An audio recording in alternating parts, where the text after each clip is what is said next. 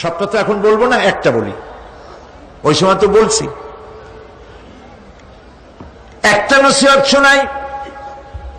হযরত লোকমান তার ছেলেকে ডেকে বলছেন, ইয়া বুনাইয়া ইন্নাহা ইন তাকু মিসকালা হাববাতিন মিন খারদালিন ফাতাকুন ফি সাখরাতিন আও ফিস সামাওয়াতি আও ফিল আরদি ইয়াতি বিহাল্লাহ ইন্নাল্লাহা লাতীফুন খাবীর। সুবহানাল্লাহ।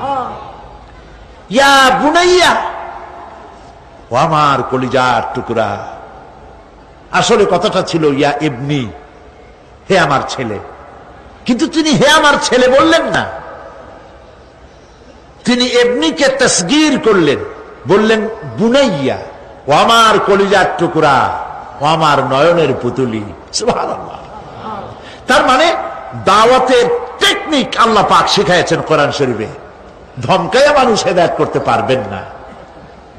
মানুষকে আদর করেন, আদর করে কথা কন, কথার আসর হবে। দিল থেকে কথা বলেন, তাসান্নু আর্টিফিশিয়াল কথা বললে সেই কথায় কাজ হবে না। দিলের থেকে বলেন, মিষ্টি করে বলেন, কৌশলের সাথে বলেন। হযরত লোকমান ছেলেকে ডাকছে, ইয়া বুনাইয়া, ও আমার কলিজার টুকরা। আপনি নিজেও যদি আপনার অবদ্ধ সন্তানকে যদি বলেন, বাবা, আব্বু, আমার কলিজার টুকরা, নয়নের পুতুলি, আসো আমার কাছে আসো, কপাল একটা চুমা দিলেন, আপনার প্রতি সে আকৃষ্ট হতে বাধ্য। ঠিক কিনা? ঠিক কিনা? এগুলি টেকনিক, কৌশল। ইয়া বুনাইয়া বলেছে বলে মনে করার কোনো কারণ নাই যে যাকে তিনি নসিহত করছেন তিনি শিশু, তিনি খোকা। আমাদের দেশে খোকা তো মন্ত্রীও আছে, তাই বলে তিনি কি খোকা নাকি? একেবারে কি কথা। আবার আমার দেশে মানে আমার পিরোজপুরে ওইখানে একজন মন্ত্রী ছিলেন, তার ডাক নাম ছিল শিশু। লোকেরা তাকে মানপত্র দিত, মাননীয় শিশু মন্ত্রী। তো শিশু বলার অর্থ তিনি বাচ্চা নন, খোকার অর্থ শিশু নয়, বাচ্চা নয়। এই আমাদের মধ্যেও তো লোকেরা একজন আর একজনকে বাপেরা ডাক দেয়, এই খোকা, গাদা। দর্শক এবং শ্রোতা মনে করে খুব বাচ্চাই হবে বোধ হয়। মেহমান এসেছে, চা নিয়ে। যখন চা নিয়ে আসলো তখন দেখা গেল খোকা শুধু খোকাই না, কয়েক খোকার বাবাও।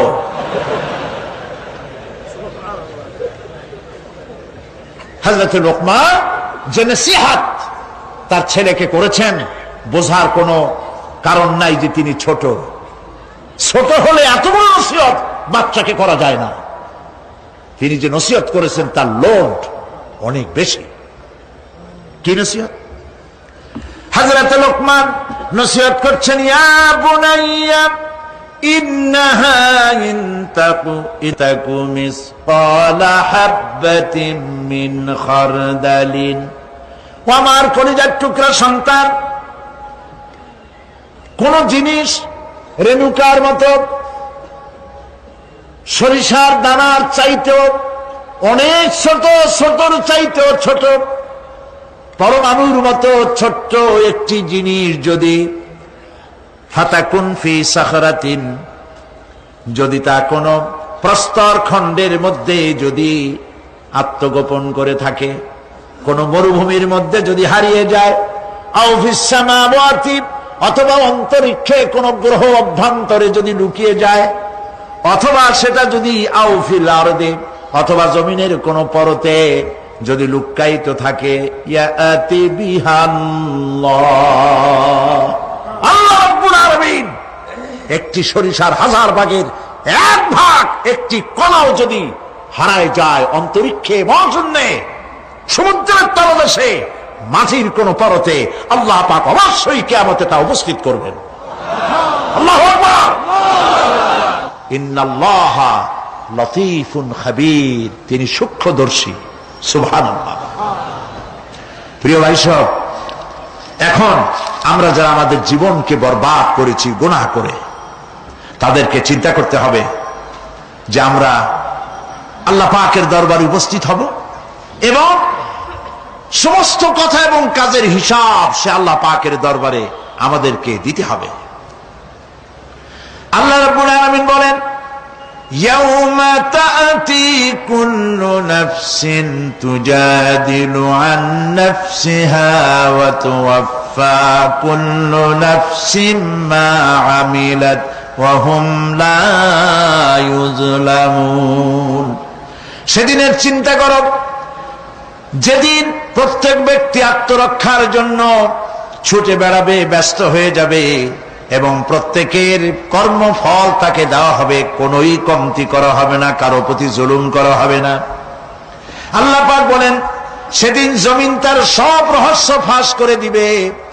ইদা জুলজিলাতিল আরদু জিলজালাহা ওয়া আখরাজাতিল আরদু আসকালাহা ওয়া ক্বালাল ইনসানু মা লাহা।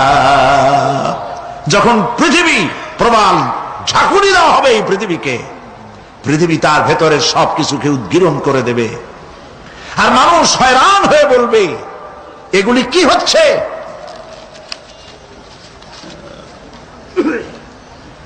ইয়াউমাইযিন তুহাদ্দিসু আখবারাহা বিআন্না রাব্বাকা আওহা লাহা।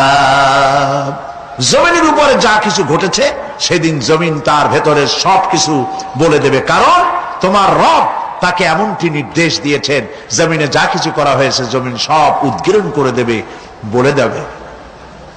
অপরাধীদের সেদিন আর কোন উপায় থাকবে না। সেদিন হর্ষোৎফুল্ল চেহারাগুলি কালো হয়ে যাবে, কারো চেহারা হবে হর্ষোৎফুল্ল নূর ঝলমল করতে থাকবে, আর কারো চেহারা কালো হয়ে যাবে।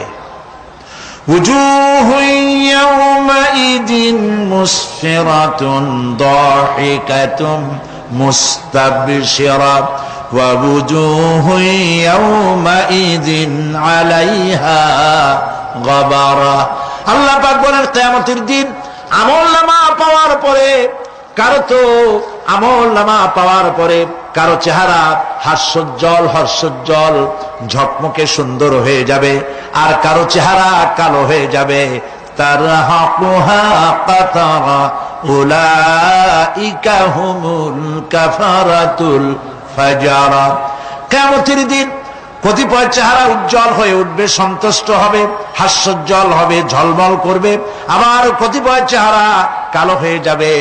যাদের চেহারা কালো হবে তারা হলো কাফের, কাফেরদের চেহারাগুলি কালো হয়ে যাবে, আর মুমিনদের চেহারা আল্লাহ পাক উজ্জ্বল করে দেবেন। সুবহানাল্লাহ। আল্লাহ পাক সেই কিয়ামতের মাঠে তুমি অনুগ্রহ করে দয়া করে আমাদের চেহারাগুলি সুন্দর করে দিও। বলেন আমিন, জোরে বলেন আমিন। পৃথিবীর আমার প্রিয় ভাইরা, দুনিয়ার ওপরে পরকালের অগ্রাধিকার দিতে হবে। এই দুনিয়া শেষ কথা নয়, এই দুনিয়া হচ্ছে একটি ওয়েটিং রুম।